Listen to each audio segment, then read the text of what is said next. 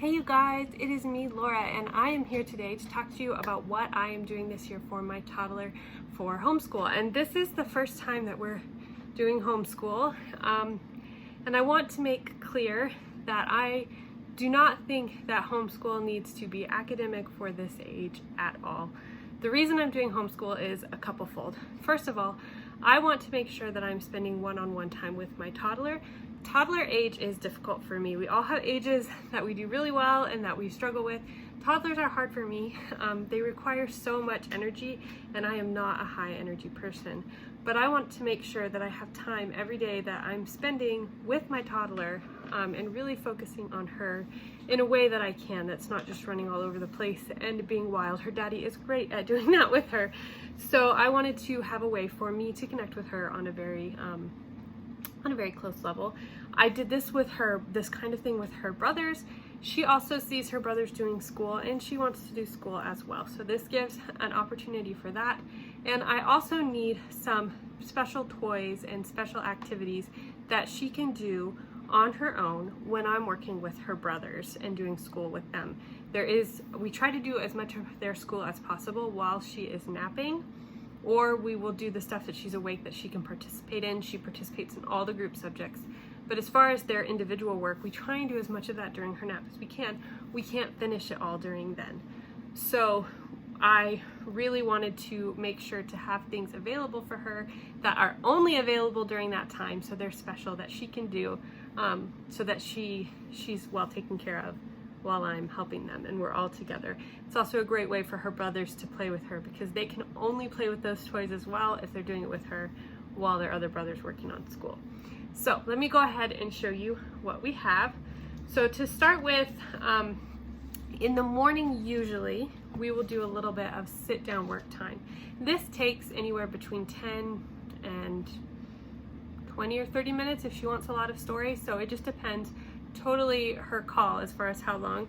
But we have these two Kumon books that we will do. This one is Let's Sticker and Paste, and so it starts really simple with stickers that she just put on the page here, and then as you go through it moves to a little bit harder where I cut pieces out and she glues those on, and we are just moving through about a couple of these a day.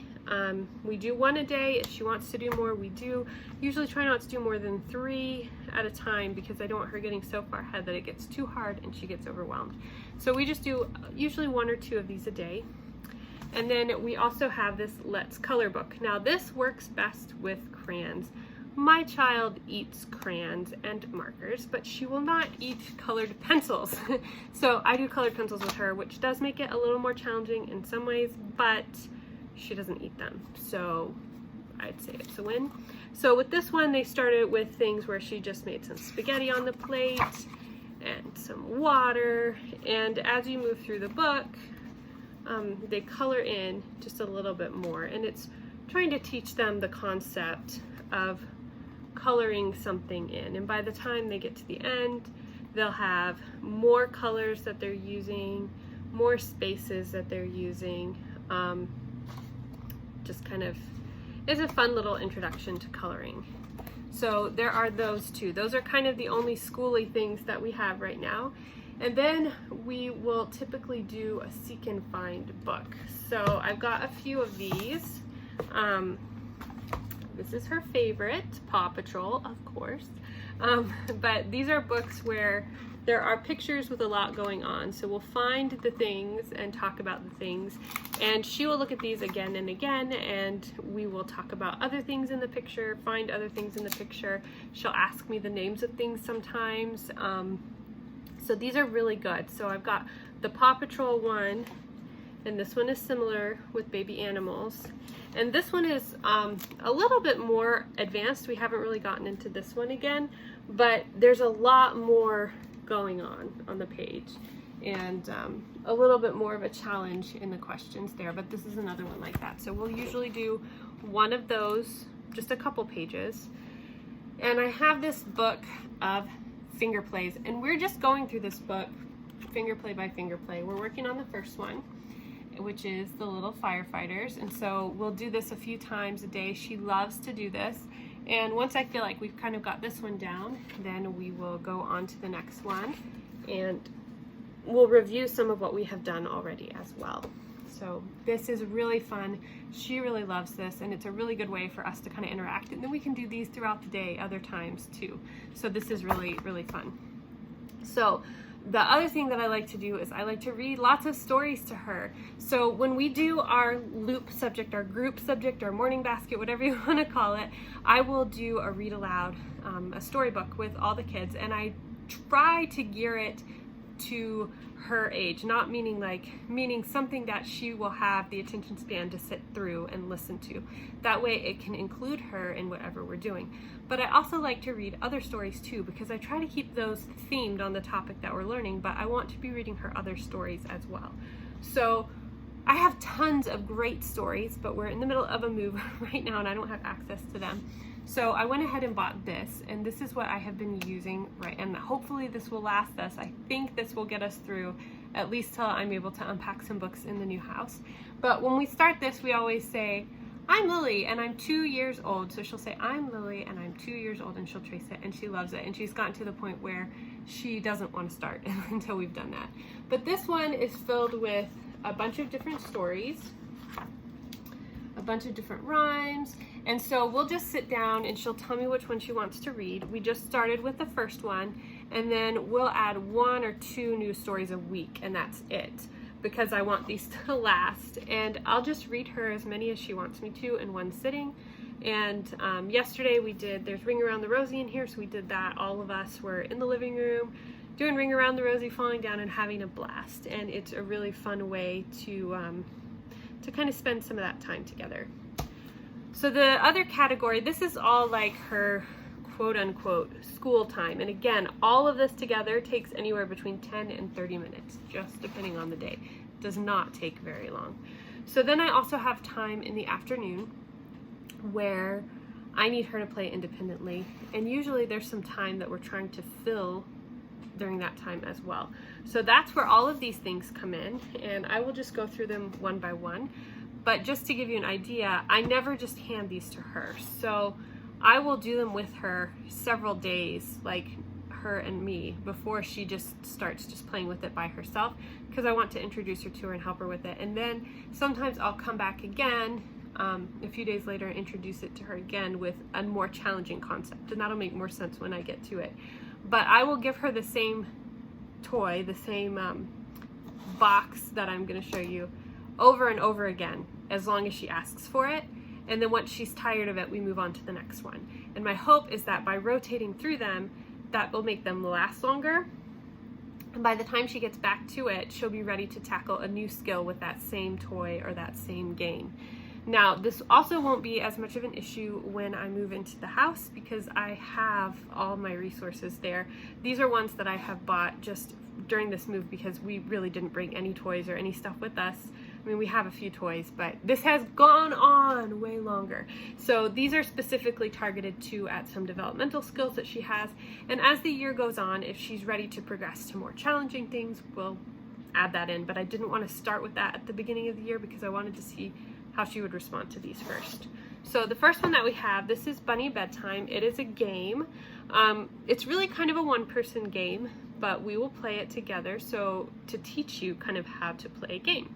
So you roll the dice, you're helping to put Bunny to bed. You roll the dice, get a color, you move Bunny to that color, and it's always going to be the next item on the list to get to bed. And then, for example, the first thing, Bunny takes a bath, and she plays with the toy in her bath. Which is she going to pick? Each space has a, let's see here, yeah, I can show you that. So each space has a shape. And inside that shape, there's a little block that matches that shape, and the color matches as well. And so she'll pick if Bunny is going to, I think this is backwards, yeah. If Bunny's going to play with her boat in the bath, or if Bunny's going to play with her duck, and then she'll put it there. And then she's going to pick if Bunny's going, and then she'll roll the dice and decide where to go on there. and then she'll pick if Bunny's going to use the big potty or the little potty. And then she'll go through that whole way until she puts Bunny to bed. And then we actually will pretend to put Bunny to bed, or sometimes she'll pretend to go to bed and I'll tuck her into bed. And it's just a really sweet way for us to spend a little bit of time together. And then usually after we play, she likes to just play with the pieces imaginatively, which is great. So that's Bunny bedtime. The next one that we have, this is a hit for all the kids. And this one's good because it encourages the boys to play with Lily a little bit more. They're not allowed to play with this unless they're playing with her, and they can only do that during the set school time. So these are you've probably seen these before, the magnet tiles here. So these are loads of fun. She literally will play with these for hours if I let her. But they just kind of clip together, and you've got squares and triangles and car pieces and all kinds of things. And this is such a great way for her to learn how shapes work together. Lots of thinking and building and engineering skills going on here. And right now I just let her free play, but eventually I will be giving her some things to copy building so that she can kind of work with that. But right now she's just learning about the magnets and how the shapes work together and all of that. So another one we have is called Day and Night, and I love this. I actually wanted this for the boys when they were little, but I never got it. I ended up getting them other things. So this comes with these blocks, which you can totally play with just by themselves and have a lot of fun. And right now that's mostly what she's doing. We're not really worrying about much else. So she's just kind of playing with them, learning how they work, how they fit together, and she thinks this is fun. As she progresses, I haven't even opened these yet, but they have cards for them to make their pieces look just like these pieces. And so it starts really easy, and then it gets a little bit more tricky. And then once you finish all of the cards, you flip them over and you see the same, it'll be the same as this, but you don't see the colors or the shapes. It's just dark. So you can't see the patterns, you can't see the colors, you just see the shapes. And so that's the trial. It gets harder to where you have to just figure out by shape how to make this. So these will last a while. It'll take a long time for her to get through all of these, and when we're doing them, we'll probably do 1 or 2 at a time, but we're not quite ready for the cards yet. Still just playing with the toy, and of course her brothers really like this as well. There's another one with a bunny that I might upgrade to after she masters this one, but I wanted to start there.